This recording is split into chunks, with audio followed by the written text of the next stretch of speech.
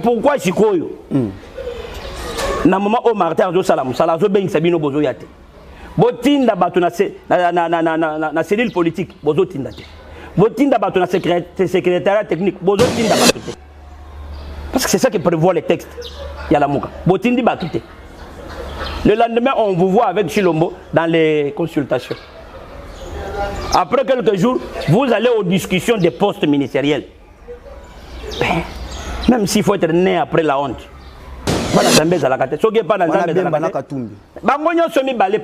D'ailleurs, le gouvernement qui vient de sortir là. Pourquoi le Bélango? Nous avons anticipé. Le gouvernement qui vient de sortir là. Bangonio semi-balé, bazana ministère régalien. Bangonio semi-balé. Bangonio semi-balé. Bazana vice-premier ministre. Bangonio semi-balé. MLC, non ensemble. Intérêt à peuple Makamou. Intérêt à peuple. Et ça, il y a bonne gestion. Bonne gouvernance. Ce qui est bonne gouvernance, c'est ça. Mauvaise gouvernance. Le peuple congolais, le peuple congolais, le bac est militant, il y a parti, moi, c'est pays. Dans le bas militant, peuple congolais. Moi aussi, je fais partie du peuple. Caméraman, je fais partie du peuple. J'étais là à limiter sur place. J'ai comment parce qu'on a dit que militant, il y a parti Moko Boyi pour se retrouver dans le ministère de Belé, le gouvernement est émission qui 16h. Avant, tu comme à 18h. Tu les Moko d'ailleurs na la radio, na la télévision. Biso, va prendre le biso en compte. Biso d'être bundaki, biso. Finalement, où est l'intérêt du peuple là-dedans? Pour vous offrir bien plus qu'un flat hôtel et faire connaître la nouvelle expérience, Orideso Commercial Kinshasa à travers l'Afrique centrale écrit une nouvelle page de notre histoire. Un service de rénovation sans équivalent, conjuguant dans une même dynamique plusieurs offres d'exception. Flat Hotel avec de chambres de luxe supérieures et exclusives répondant aux normes internationales, Orideso est un palace iconique. Restaurant au menu exceptionnel, muni-salle de conférence qui dévance les attentes d'une clientèle toujours exigeante. Boutique d'habillement au tempo et à la mode. Orideso Commercial Kinshasa vous garantit le meilleur tarif pour vos frais et transferts d'argent avec une agence sur mesure et professionnelle. Aussi pour vos frais maritimes Paris-Kinshasa, Orideso, c'est aussi le commerce général. Vous voulez savourer l'ambiance de la capitale Kinshasa? Pas de panique. Orideso met à votre disposition un transport permanent de l'aéroport de Njili jusqu'à votre destination par réservation. Orideso, c'est aussi l'assistance voyage touristique et d'affaires. Orideso est à Kinshasa sur l'avenue d'Ibaya, Awitz, quartier Matongé, dans la commune de Kalamou, derrière la maison de la Bible. Pour tout contact à Kinshasa, plus 243 99 83 253 26 81 97 38 612. En Angola, plus 244 92 34 14 471. À Paris, plus 33 75 128 21 63. Orideso Commercial Kinshasa, toujours avec une longueur d'avance. Plusieurs projets de développement sont à l'actif du député national élu de la ville de Bukavu, Didier Okito Lutundula, pour cette année 2020. Proche de ses électeurs, le vice-ministre de l'économie nationale a porté sa contribution dans plusieurs domaines de la vie. Dans le domaine de la santé, alors que le monde fait face à la pandémie à Covid-19, Didier Okito, à travers la fondation DOL, a procédé à la distribution de 15 000 cache-nez aux habitants de la ville de Bukavu pour leur permettre de se protéger contre le coronavirus. La maison Stelman vous propose des prestations de qualité pour vos gâteaux de mariage, anniversaire ou autres événements. La maison Stelmag vous propose aussi des gâteaux personnalisés pour vos anniversaires ou autres.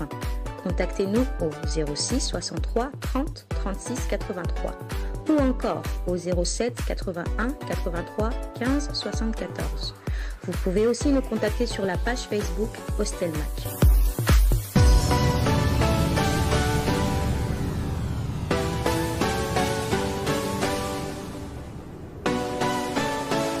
salut à toute personne qui nous regarde à ces moments. C'est votre jeune journaliste d'investigation, Enoko Binta. Alors, le Kola Lobby, Tozalaki Bongo, na base, il y a IDPS.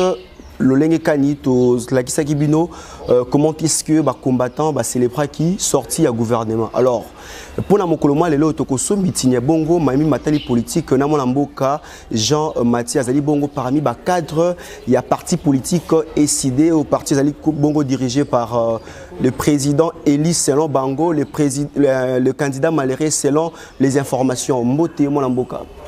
Mbote Ndeko Enok Binta. C'est Peli. Ok. Comment on a eu les sous mon colonel. Mais la Ligue n'a rectifié dans le logo Moko Choloba. Tant que le président élu selon Bango. Selon Bango, selon le peuple. Okay. Ça, il faut retenir ça comme ça. Pourquoi ça peuple T? Quand on veut faire cette information, il faut donner la bonne. La lobby et la vraie information. Non, non. Oui, il faut recadrer déjà parce que c'est une émission. Ok. La lobby président Elie selon Bino. Selon peuple congolais. Ok. Martin Fayoulou a été élu aux élections du 30 décembre 2018 à 62%. Ok.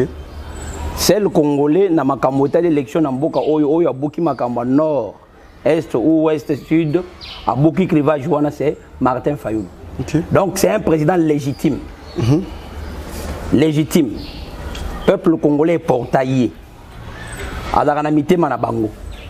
Et on va signer un pacte personnel entre Yé et le peuple.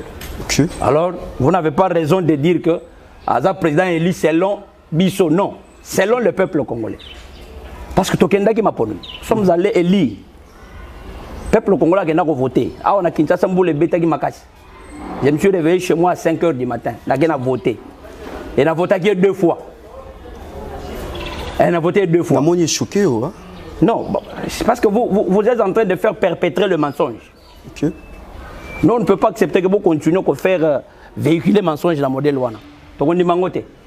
D'accord, mon Amboka. Ouais. Alors, comment se porte la Mouka version Mouzito?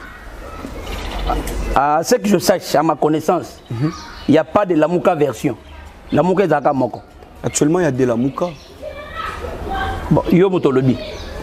La Mouka, il y a Wapi, il y a Wapi. La Mouka, il y a Martin Fayoulou, na Mozito. La Mouka, il y a Jean-Pierre Bemba, na Moïse Katumbi. Dans des versions déjà. Et on a tout vu que yo zali moto o zakana décidé na yebi ke bino la muka ya bino zali bongo ya président Martin Fayoulou na président Adolphe Mozito ya Nouvel Élan. Et on a tout ni soki ndenge nini e ko kendele. O moni histoire ya mboka. OK. Moya ko changer ngo ezati. Soko moni muto azo travailler pour changer l'histoire. C'est que quelque part adana ba inspiration méphistophélique. OK. Histoire au Congo ko changer ngo ndengeni. Batu nyonso tuna mokili mobimba. Ba yebi que la Mouka a été créée le 28 septembre 2018. Na esplanade ya Boulevard Triomphal. Le peuple congolais de Kinshasa a représenté la province nyonso. A imposé, je dis bien, je pèse bien mes mots, a imposé la balidée à l'époque Badaki 7. Martin Fayoulou, Adolphe Mozito, Matungulu, Jean-Pierre Bemba qui était absent au pays à Bruxelles représenté par Fidel Babala. Okay. Moïse Katumbi qui était à New York représenté par le vieux qui est mort ici, paix à son âme, Pierre Lumbi représenté. Bango ne basalaki que meeting wana s'est tenu et ba imposer bango et pas peuple. Batamayele hein. Bango nyonso. Basangana ki pona nini à l'époque. Basangana ki pona nini. C'est parce qu'on avait un combat. Combat il y a changement. Combat il y a changement. C'est ainsi que le peuple o azalaka mokonzi ya batu nyonso. Peuple o azalaka mokonzi ya batu nyonso. A imposé bango, vous devez nous sortir un seul candidat commun dans l'opposition. Yango on a mon qu'il est 11-11 2018. Mon Mboka Martin Fayoulou Abima président candidat commun de l'opposition. Donc la Mouka est créée jour wana. Donc la Mouka est émanation il y a leader. Ça il faut que vous le sachiez. La Mouka c'est l'imposition du peuple congolais au leader. Parce que leader, leader il y a battu. Leader il y a bango mon côté. Donc il faut balanda au peuple azolinga. A imposer bango ba vendre place bango mais c'est la vision mutumako. Alors ce qui peuple lelo oyo atika lika place azali et que bato bazo ça la défection na kati ya la Mouka. Ça c'est le problème du peuple. Non, bango ne balongwe na kati ya la Mouka baboyi peuple. Quand vous refusez le peuple, vous devez vous assumer. Vous devez vous assumer. La Mouka elle. Non, la Mouka est dans Moko. Alors, ni ne sali vraiment bokabonner au sein de la Mouka. Oui, tanga ba texte la Mouka ko comprendre. D'abord nazo ko informer yo te mais nazo rappeler yo kaka. Que mutu ali boso ko bimana kati la Mouka ko longwa la Mouka, c'était Félix Tshilombo.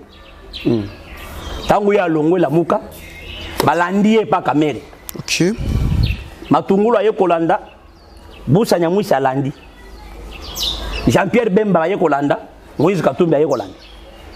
Balongwe. Babimi la bango. Pourquoi? Parce que bako kite bitumba ya peuple. OK. Oui. Problème est que bako kite bitumba ya peuple. Peuple a pour ça changement radical. Makambo nyonso e changer. Bana batanga kelasi ya malonga. Banzela ezala ya malonga. Sécurité ya mboka ezala ya malonga. Social ya mboka ezala malonga. Ndeko. Na ucho tanga article moko. Yoweri Museveni, président ya Uganda. Azolo bake. Le Congo, c'est le poumon même de l'Afrique. Aussi le temps que le Congo ne va pas se développer, l'Afrique est la gaboue. Mais nous sommes Congolais.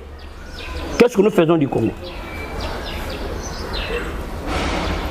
Batu bazana kata bitumba ke mboka e bongo na échanger batu nyonso ba respecter biso bino bozo tika bitumba ya peuple pour aller au manjoa. Bazana manjoa. C'est pour te dire que la Mouka ezaka moko. Oh lelo est dirigé par moi na mboka Adolphe Muzito Fumu par le Premier ministre. Cause ya séparation. Et cause ya séparation c'est que bango bakoki bitumba ya peuple te. Bakoki bitumba ya peuple te. Bakoki bitumba ya changement te. Bango bakeko welela kanyaka bakeko welela musolo ya mboka. Baboyi na bango kozala à côté du peuple, ils sont allés du côté du pouvoir. Alors si ko to ko bandengani. Bango ne baboyi. Cause yango wana. Mon frère, kozala bitumba ya peuple eza pétété. Faire le combat du peuple ce n'est pas facile. Ce n'est pas facile. Tenir dans l'opposition, bien tenir en face du pouvoir depuis que nous sommes là. Eza pétété. Eza peut-être tant yozo ibisanga makambo ya bato bazo kende kende ba matungulu akei aza banomagi wapi yo mtoyebi pardon matungulu banomagi wapi mitune zali yangai yo yebi kote batindi ete akeko lokambo Katumbi était avec Kabila pendant combien d'années? Et dans l'opposition il y a le biga yaki na kati opposition a sali combien de mois? A kokité. Azongi côté à Messana déjà. Côté à Messana à côté ni. Côté à bateau ba dribbler ka peuple à tout moment. Le samedi dernier Martin Fayulu basala ki bongo remise et reprise. Ouais. Amana mboka Adolphe Muzito. Nangambo pe ya nangambo ya Moïse Katumbi yepé déjà le bik na Tanzanie président ya la Mouka. Contradiction. Ndeko nangai. Même si la honte ne tue pas, il faut quand même pas se gêner. Il faut quand même se gêner. Même si la honte ne tue pas. La Mouka est une plateforme électorale. Cette plateforme électorale a mué en plateforme politique. Moutua Liboso a dirigé la Mouka et Moïse Katumbi. La direction na yé, tant que a Zouaki. La Mouka bilan na ezagini négatif tout le monde est le côté mon côté ba yeko sala remise reprise na Jean-Pierre Bemba tant ba sali remise reprise na Jean-Pierre Bemba na Lubumbashi Jean-Pierre Bemba sala quitté Azaki na Gemena, mais il s'était fait représenter par Madame F. Bazaïba. Président Martin Fayulu Azalaki wana. Président Mozito Azalaki wana. Communiquer na biso, communiquer à la Mouka. Et le Bagini. Communiquer, ça qui est clair. Que la Mouka réaffirme que nous avons gagné les élections. Tokotika la Nangambu ya peuple pour faire ce combat. Toko défendre la constitution. C'est ça le communiqué. Signé par tout le monde. Passation et Yoko Salema entre Adolphe Mozito et Jean-Pierre Bemba. J'étais là. En prenant le flambeau. Moi, Namboka Mozito a réaffirmé encore la même chose. Nous allons nous battre avec le peuple pour que les choses changent. Quand on se bat avec le peuple, on n'est pas du côté du pouvoir. Quand on se bat avec le peuple, on n'est pas du côté du pouvoir. Moi, Namboka Martin Fayulu, la même chose.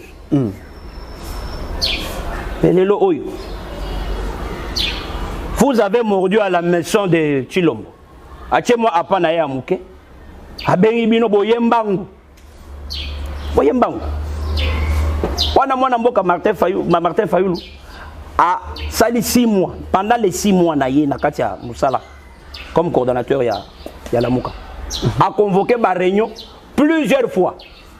Ni Bemba ni Katumbi bazo répondre. Peut-être bino boy fonctionnement ya la Mouka. Ba leader bazana ba agenda un peu différent. Katumbi a cause na Katanga, Jean-Pierre Bemba a cause na Poto, soit à cause na Gemena. Président Martin Fayulu a cause na Awa, na Mwana Mboka. Alors qu'est-ce que ba se réunit ça par vidéoconférence. Ba solo laka. Qu'est-ce que nous faisons? Dans la bien passation civilisée, il y a flambeau entre Adolphe Mozito na Mwana Mboka Martin Fayulu. Bengango passation. Mais ça civilisé papa. Si nous avons des ordres. C'est civilisé. En quoi c'est qui moi attend pourquoi? Et moi attend pourquoi? Parce que Koyokana ezala quitté na ba terme moko boy na kata texte. Alors il fallait harmoniser les vues. Quand on a harmonisé les vues, passation salama qui facilement sans problème. Mais pourquoi Chikoyo? Na moment au Martin zo salam sala zo ben sabino bozo yate. Botinda batu na cellule politique bozo tinda te. Botinda batu na secrétariat technique bozo tinda batu te. Parce que c'est ça qui prévoit les textes. Il y a la Mouka. Botindi batu te. Le lendemain, on vous voit avec Chilombo dans les consultations. Après quelques jours, vous allez aux discussions des postes ministériels. Même s'il faut être né après la honte. Même s'il faut être né après la honte. On ne peut pas se réclamer en même temps, être marié et en même temps célibataire, papa. Ça fait la honte. Alors, bilan et moi, l'amboka. C'est là, il faut ça m'a parce que Batouébélé va comprendre. Les gens sont là pour troubler le peuple congolais pour rien. Le peuple congolais est déjà mature. Il déjà mature. Vous avez 2 ministres en tout cas. Yo moko. Yo moko oza célibataire, mais yo moko oza marié. Yo moko oza kimbangiste, yo moko oza musulman. Et ça là. Un pas dehors. Un pas dedans, un pas dehors. Même Nzambe, si Nzambe oyo to sambe la kabotu moyi. Alors que choisis des chemins sont devant de toi. Pona, soit au poni bomo, soit au poni liwa. Dieu créateur.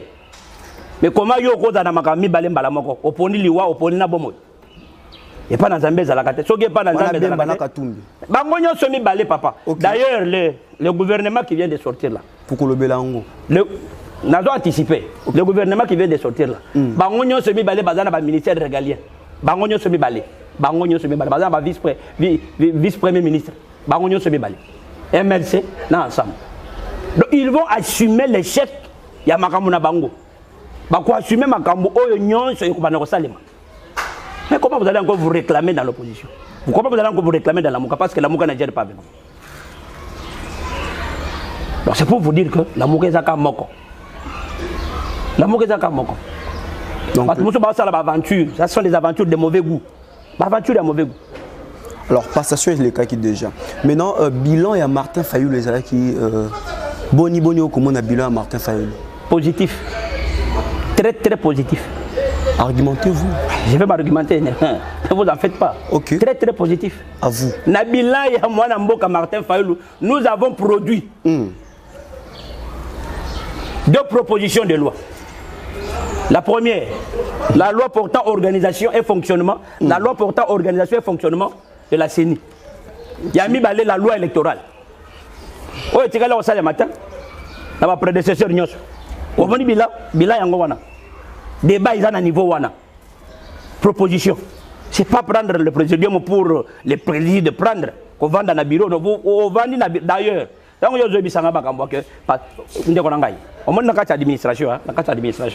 quand il y a passation de pouvoir ou bien quand il y a remise reprise, hein, et ça, en sortant, en entrant.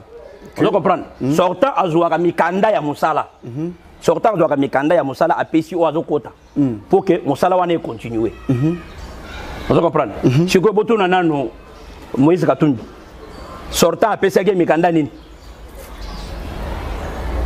Mikanda oya ko sana musala eza mikanda ni po mikanda nyonso eza pas Adolphe monsieur. Mais mon amboka Francis Kalombo aloba qui était parmi ba texte ya Nina Bino moto pas ko sala ngo automatiquement on ya sali selon ba texte.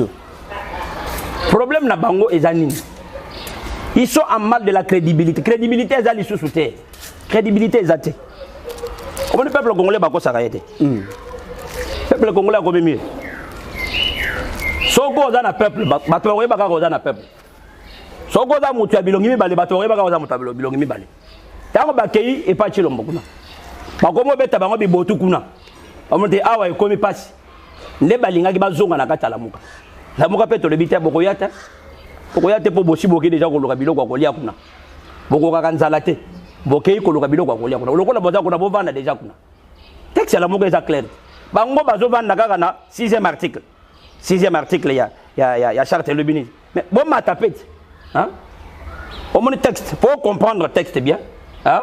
Il faut banda na ebandeli. O kitanango tina sukende ko comprendre la filière d'idées andengeli. C'est quoi l'article 3 de la charte de l'Obani?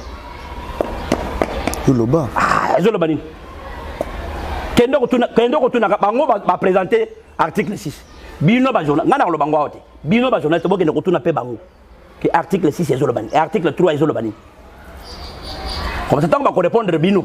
Bino moko bo conclure na peuple que bato e baza bato alukuta. Baza bato alukuta. Lokola baza bato alukuta. Yango bakeye ko luka mbongo na bango po bacha na mabenga na bango. Ba bato bakoka ko sala bitumba ya peuple te. Ba bato changement te. Bango nde bato oyo kaka. Bango balingaka. Moi classe ya bato moko boye bato babanda ko ya epa na bango kabelanga pesa ngai kabelanga bango bazo donda bazo mais changement oyo bato nyonso bazo loka changement ekota na kati mboka bato bana ko se retrouver bango baza kuna te. Donc lelo ekomi makamba article 3 le bini selon Bino, article 6 le bini selon. Mais c'est ça le débat doit être à ce niveau là. Donc ekomi nango guerre ya le débat doit être à ce niveau là. C'est pas un débat de la rue. Donc tout ça Francis Kalombo. Ça c'est un fou du roi. Pardon? Ça c'est un fou du roi. Qui? Kalombo c'est un fou du roi. OK. Il était avec Kabila, il a chanté Kabila. Il est où maintenant? Avec Kabila. Maintenant il est avec Moïse. Demain il va quitter. Ils sont là à côté de Moïse pour l'argent. Moi je pensais peut-être que Bako dans la pembeni na yé pour pas ça quand même moi conseil. Ndeko Kalombo chef de travaux à l'université où il y a Biso na Ipenao. Chef de travaux. Ah mais quand même wana maele wana pembeni na Moïse à côté de Mokonzi makambo sala wana za yangote. Mais bango ils sont là pour acclamer, ce sont des acclameurs. Pas ça que conseil à Malonga. Ce que bazako pèse conseil à Malonga. Le gars allait se taire. À comprendre non. Tout ça sur na kata la moka te tokomi déjà côté à mangeoire. Lokola to côté à mangeoire, lokola to yokende ko discuter ba poste ministériel na ba direction ya entreprise publique. Tokola ba so makambo la moka. Mais lokola bango baza ba fou du roi. Non chef, betaka ka ndengwana. Pour tous en opinion. Mais opinion peut envoyer au côté qu'on est daté pour peuple déjà mieux. Ils sont en mal de positionnement. Crédibilité dans les sociétés. Tous les bangones en 2023. Binta. Tous les bangones en 2023. Comment le discours bagoyer la biche? Bon le discours ni. Parce que vous êtes maintenant la gestion. Faut gérer. Faut gérer. Intérêt à peuple na makambo tout beaucoup ça la peuple tila ki bino motema lobi bien abuzaki ki bongo candidat la bino ki candidat élu maintenant ekomba guerre intérêt à peuple makambo bosoni oyo ko le kana la muka intérêt à peuple eza na kati ya bonne gestion bonne gouvernance ce qui bonne gouvernance eza te bino boke ko appuyer mauvaise gouvernance peuple a cause na isongo ndenge ako sepela bino ndenge ako sepela bino ndenge ako sepela te ako sepela te na kati ya mboka oyo ça fait près de 6 7 ou bien 8 mois conseil des ministres c'était na kalisuta conseil des ministres c'était na kalisuta bon nommé premier ministre il faut attendre 56 jours pour bimisa gouvernement encore un gouvernement pléthorique. On en parle. Alors, on en parle. Azali Bongo, mon amboka Jean Mathieu, Azali Bongo cadre et la Moukabo, comment est-ce que Aza Kosombitinien, Matali politique, Yamboka Nabisoa Kosembola Bongo, question d'actualité. Alors, Ezaki Bongo Lobby le 12 avril 2021 que gouvernement Yassa Malukonde et Bimaki plus de 45 jours. Alors, mon amboka Jean Mathieu, comment est-ce que vous analysez qui sorti le gouvernement Yassa Malukonde?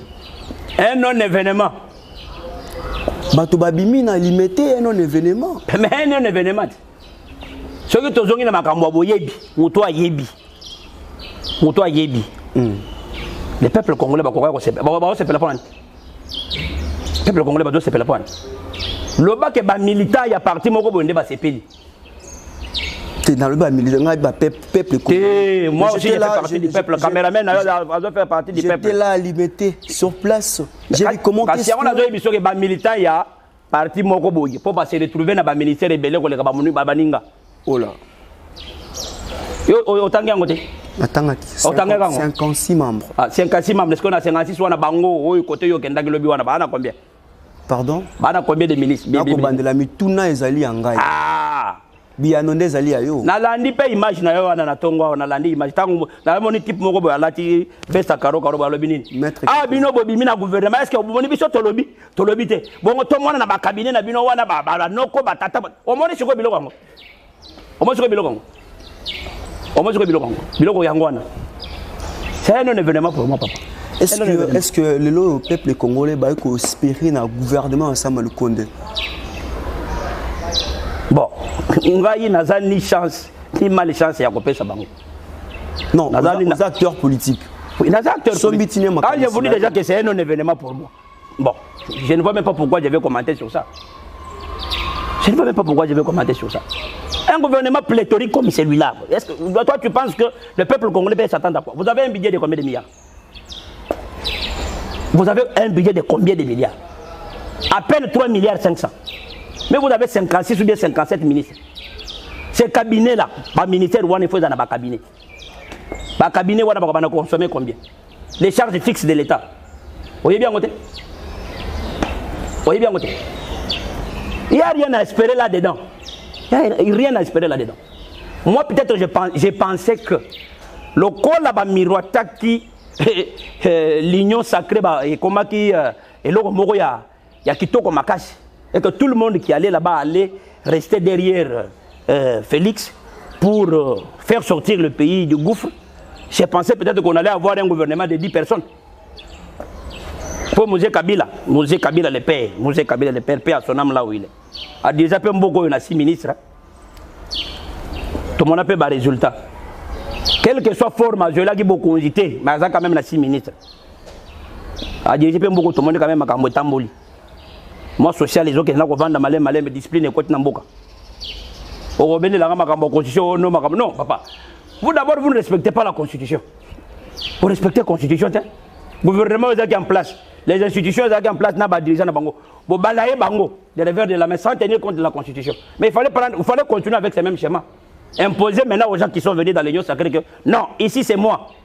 10 ministres, voilà. Les choses allaient marcher.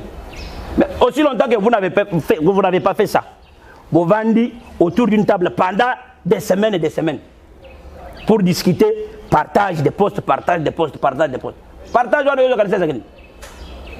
Il y a qui prend intérêt au peuple. Gouvernement est démission qui 16 h. Avant, tout comme à 18 h. Tous les mots qu'on a eu dans la radio, dans la télévision. Biso, va prendre le biso en compte. Biso d'être bundaki, biso. Finalement, où est l'intérêt du peuple là-dedans? Gouvernement, il y a récompensé. Député Babundaki, député Babundaki, va récompenser Bango. Ça, il faut récompenser. Papa. Banakati. Banakati. Alors, les deux, aux alliés parmi, pardon, aux alliés bongo cadre, dans l'université de Monen et UPEN. Alors, ministre au Baché na Yusu, et suis pardon, mon amboka Moindo Zangi. Tant que mon bongo, est-ce que Azali bongo compétent à cause ministère Wana? Bon, froidement, je vais vous répondre que Zangi, c'est quelqu'un que je connais. C'est quelqu'un qui était avec nous dans le combat du changement. Okay. Mais il est parti là où il est parti. Attendons voir. Attendons voir ce qu'il va quand même, il hein? La Bible, attendons voir ce qu'il va faire. Mais parce que quand même, il est déjà là-dedans. Ok. Tu as posé cette question-là par rapport à Yamoussalanga Nadosala. Ok. Mais Azana Kati, on va voir, non? Loi rappelle Azalagi Wana, Timbika Azalagi Wana. Tojijagi Bangoka. Tant que Bazako Sa Msalata. Il peut toujours tout le monde est là à Malonga pour que l'université la viabiliser. L'université congolaise est maintenant niveau africain, à niveau mondial. C'est ce que nous attendons de lui. Mais quand même, c'est un par rapport à sortir au gouvernement. Je vous dis que c'est un non-événement pour moi.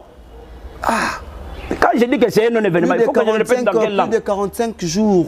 Mon amboka Samalukonda ba ekolia bongo mbongo ya l'état $8,500 na nuit na moko. Alors le lot $8,500 et katani quand même gouvernement bimi moi dépense cause la bongo omoni moi lo malonga te omoni ndeko nangai soki batu ba message na COP. OK ba loka kaka ba créer ba rubrique ya COP. Voilà. OK ba loka kaka ba créer ba rubrique ya COP. Parce que moi je ne vois pas pourquoi vous nommez un premier ministre et vous attendez plus de 45 jours pour avoir un gouvernement. Non. Tout doit se faire sur base d'un projet. Tout doit se faire sur la base d'un projet. Nous savons que nous allons attaquer l'Assemblée nationale. Dès qu'on le déchoit, voilà. Nous allons attaquer, voilà. Et à la fin de tout, vous avez le premier ministre. 2 jours après, vous avez le gouvernement. Voilà le COP. Avant d'aller Congo, il est comme premier ministre, comme premier ministre. Tu as vu comment est-ce que la caisse de l'État a saigné? Quelle est la raison fondamentale? Il y a saignement. On peut ça la raison. Exact. Est-ce que les loyaux, gouverneur, pardon, ministre Babini, qu'on a la chance de mobiliser le budget pour l'élection il y a 2023 parce que c'est là qui pose les problèmes. Biso la mouka, biso décidé, toujours c'est la élection en 2023. Qu'il pleuve, qu'il neige, nous avons besoin des élections en 2023.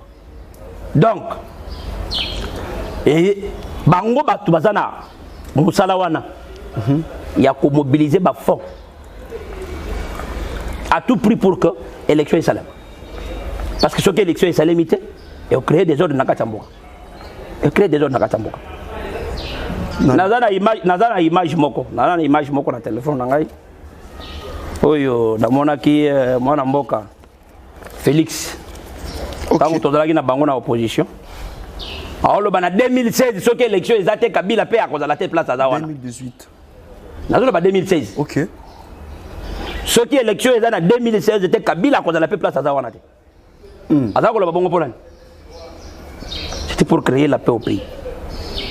Biso peto zolo ba lokola ye nenga lobagi wana ke na 2023 soki élection est salemité ya ko la paix place à wana. C'est ça la vérité.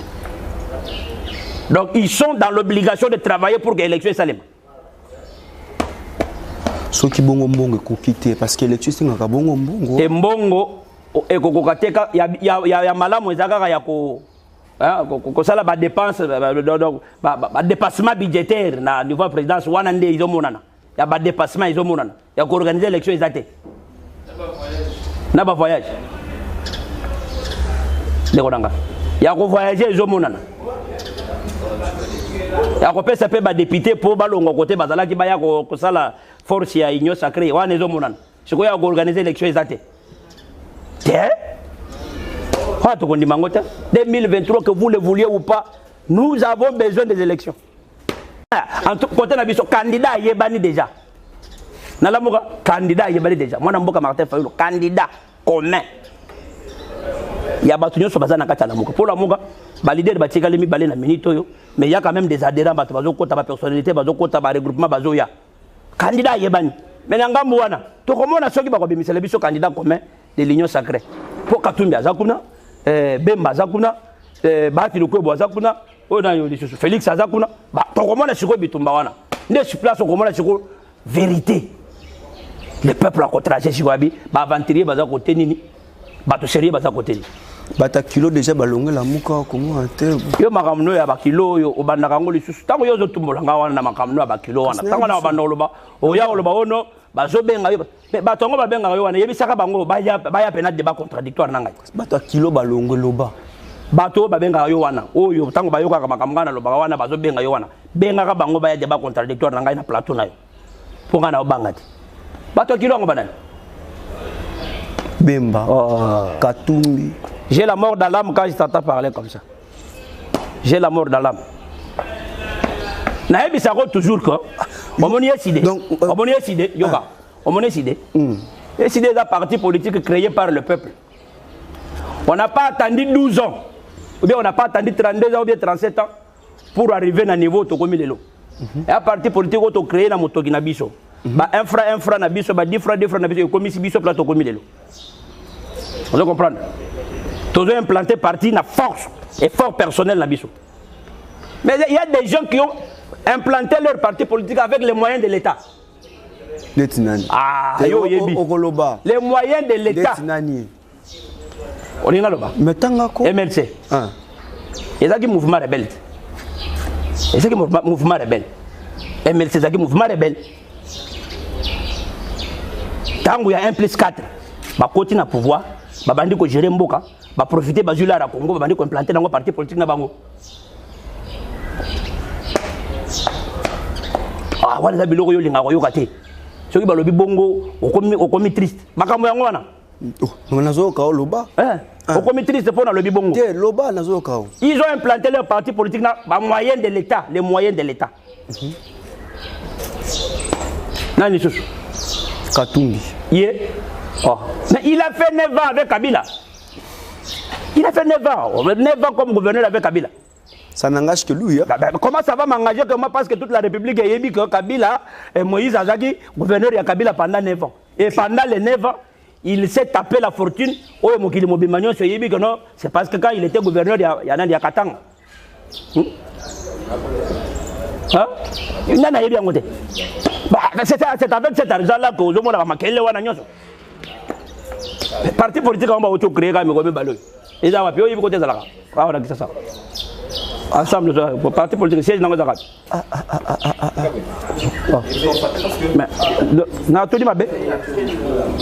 Ensemble, siège dans le Zagat.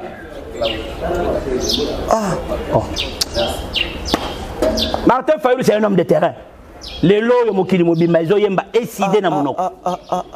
Les lots, ils sont ensemble. Ensemble, il ne faut pas confondre ensemble la plateforme et ensemble la parti politique. Il ne faut pas confondre. Yokana no Bintazela. On doit confondre ensemble la plateforme et ensemble la parti politique. Parce qu'ensemble la plateforme est composée de la parti politique. Voilà, tu as MS, il y a Vienne, Pierre Lumbi, Père Sonam. Voilà, c'est des poids lourds, il y a politique congolaise. Vous comprenez? Franck Dongo, tout ce monde là, est parti politique. Mais il y a un parti politique.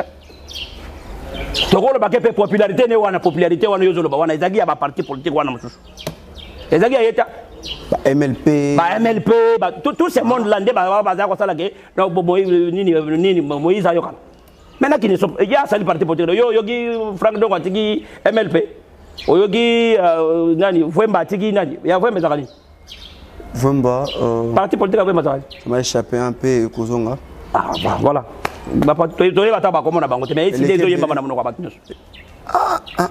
Pardon, Bino Boza mystique. Alors, moi, Mboka, tu as la caméra, na coupé ça vraiment tango, adressé na ba ministre Bakoti Sika, adressé pe na peuple congolais. Oba Kolanda yo.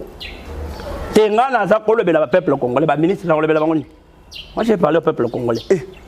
Mais souhaitez bonne chance, Moussa et Sam. Non, souhaitez bonne chance, c'est parce que Ebele, Kimi Bitumba peuple. Non, souhaitez bonne chance. Mais bon, c'est la peuple, non, mon Boka. Non, beaucoup de locaux là, beaucoup de rêvé trop. Tu es dans le biais, beaucoup comme locaux là, prophète de malheur, quand même, c'est notre pays. Dans le biboyer, dans le biboyer, dans le biboyer. Moutou Oyo a la volonté, ya Kobongisa Mboka na ye. Il travaille là où il est. Il n'exige pas que Bopé Sangaka Oyo. Moutou a la volonté, Mboka na Ngaïzo. Mais comment la capacité na ye, Bossali na ye, Pena Pes Baché, Kosim Baté, mais yo, Kendaki, ok, union sacrée, qu'on a la Simaya Mokonzamboka. Oh, yo, Tiki Makamuna, union, ok, pour la Sima Félix. On comme si on pas Félix, on comment exiger Pesangaka, la caméra, message na Suka, Olobaka Mingi, la caméra. Yango Bako Benga, Makamuna Zoloba, et la substance Katinango. Bino Bolinga Bongote. Bino Bolinga Bato, Bazobaka Makambo, Oyo, éclairer peuple. Bolinga Bato, Bayako Bouba Bato. Mana on a pas Bouba Bato, Nazo et Sabato, clairement Makamunezali. Moutou a un poste à Kobongisa Mboka, à travailler là où il est. Soko yé ba biso awa to na vision boy okolonga okota na kata vision wana. Mais quand toi tu amènes déjà cahier de charges na yo. Wa suna vision te. Wa suna vision te. Yo dans cahier de charges na yo. Donc oyé pona ko sala pona yo. Na makamu na yo. Tala caméra mona Mboka Jamati message na suka na peuple congolais otuba ko la. Ah wana siko le bien. Peuple congolais bisika nyonso bozali éparpillé dans le monde entier. Le 2023 il faut élection ça la manakata Mboka Congo. Il faut élection et ça les manakata Mboka ya Congo. On a fait ba ministre ba sam malam. Biso ba congolais, il faut tout la mobiliser comme un seul homme. OK. Derrière le président élu Martin Fayoulou pour que en 2023 to récupérer pouvoir na biso. To ko récupérer on a bitumba. Pas n'importe quel bitumba, bitumba démocratique. To ke na bitumba mandu kité. Biso to akuna té. To ba non violent. Travailler fort pour récupérer beaucoup de l'habitation. Parce que le peuple m'a voté qui Martin Fayoulou. Alors en 2023, au Kitsama côté, tombola toujours ma boko likolo. Lobanga na ponaka mutu songolo. Kombo na ye Martin Fayoulou numéro 4 na ba élection toleka. Yende il faut tozongi ça y a diriger biso. Ezalaki bongo message ya suka mona Mboka. Ezaki mon message à Souka mon Mboka. Ah ndeko na ngatika na lobako na lobi na lingala loba pe na Swahili. Oh mais faut na loba na chiluba pe na loba na Swahili. Yozo boya. Ngana congolais na obuna na buna muke na yeko la Kikongo pona lobaka minoko nyonso. Ana lobaka minoko nyonso. Bana betu bonso ba mugitu ngaja Congo. Eyo. Nous disons que nous faut pas voter en 2018. Faut pas que nous voyons Moudi Moutou. Jina Jenda Martin Fayoulou. 2023, moi bon sur du Bikalangana. Sensibilisez-vous. 2023 élection ni tchaba kwenzek. Nous porter Kabila Martin Fayoulou, moi bon dans Bokalem. Banduku yangu. Moi bote mina mione chaivi. Pour 2018 mo répondre ka Martin Fayoulou. 2023 élection kuna kuya. Yenjo candidat yetu. Mon bébé, mon nourrissez pas il est fâchiac. Peuple congolais, de partout où vous êtes, je vous demande d'être sensibilisés et mobilisés. 2023, élection. Nous attendons ces élections-là de ferme pied. Vous connaissez la personne que vous avez portée dans vos cœurs jusqu'au jour d'aujourd'hui. C'est la personne de Martin Fayoulou. À 2023, portez-le encore parce qu'il incarne le changement. Il incarne le changement radical de ce pays. C'est le message que j'ai à vous donner. Je pense que prochainement, la mission continuer parce que le Congo nous appartient. C'est un dénominateur commun pour nous tous. Et là, merci. Merci beaucoup. Alors, Ezalaki Bongo, Mboka Jamati, Azali Bongo, parmi les cadres, il y a décidé, Naende to Sombi. Jamati, voilà, mais c'est Jamati, Naende to Sombi, mais matali politique, à Symboli Bongo. Question d'actualité. Alors, pour Nakosilisa, Boé, Nakolobabon. To cause la sortie médiatique, il y a Franck Diongo. To cause l'appel sous sortie médiatique, il y a Mboka. Daniel Safou. En tout cas, moi, vraiment, je suis vraiment impatient pour comment est-ce que Bokoloba. Alors, en guise de conclusion. Mal de popularité. En guise de conclusion, j'ai dit ceci. Plus on est ami de la politique, plus on devient aussi artisan d'Ibo. Alors, j'ai dit merci à toi, Déborah Toumba. Merci aussi à toi, Maître Grace Lafouini. Merci à toi aussi, Olivier Massumbu, Clarisse Binta, Christian Binta. Quant à moi, je vous dis une fois de plus encore, bye. Plusieurs projets de développement sont à l'actif du député national élu de la ville de Bukavu, Didier Okito Lutundula, pour cette année 2020. Proche de ses électeurs, le vice-ministre de l'économie nationale a porté sa contribution dans plusieurs domaines de la vie. Dans le domaine de la santé, alors que le monde fait face à la pandémie à Covid-19, Didier Okito, à travers la fondation DOL, a procédé à la distribution de 15 000 cache-nez aux habitants de la ville de Bukavu pour leur permettre de se protéger contre le coronavirus. Il a également organisé plusieurs séances de sensibilisation contre cette pandémie. Des outils aratoires ont été distribués aux habitants dans le 56 avenue et des séances d'évacuation des déchets ont été organisées dans différents marchés de Bukavu. Dans le domaine social, la Fondation Didier Okito a apporté son assistance aux victimes de plusieurs cas d'incendie enregistrés dans la ville de Bukavu. Ces de Nyamugo et de Founou n'ont pas été oubliés. Au chapitre des infrastructures, le pont Wesha reliant la commune de Bagira à celle de Kadutu a été construit. À cela s'ajoute le pont Rukumbuka reliant Igoki à Nyamiera, le pont reliant l'avenue Tchaï et l'avenue Igoki, ainsi que le pont reliant le camp Bien-Aimé à Essence Major Vangou. L'escalier de l'avenue de l'hôpital général a été également construit. Didier Okito a également apporté sa contribution dans la lutte contre l'insécurité à Bukavu avec l'installation de projecteurs solaires dans plusieurs coins de Mohungu et de Nyamugo, quartier théâtre de l'insécurité, pour permettre à la population d'avoir accès à l'eau potable.